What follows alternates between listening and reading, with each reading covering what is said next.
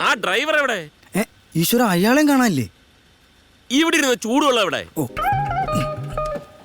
ഇതായിരിക്കണം മുകേഷ് ചേട്ടാ വെള്ളം. ഇത് തണുത്തല്ലോ. 8 മണിക്കൂർ കഴിഞ്ഞ് ഏത് വെള്ളം തണുക്കും ചേട്ടാ? ആ, ദാ പറഞ്ഞു വിഗതകുമാരൻ. ഈ പാതിരാത്രിക്ക് ഇയാൾ ഇത് ഏത് കല്യാണം കൂടാൻ പോവുക? സാറിനെ ഇംപ്രസ് ചെയ്യാനായിരിക്കും. മുഖത്ത് നോക്കി ശരിക്കും രണ്ടെണ്ണം അങ്ങോട്ട് പറഞ്ഞു തരും.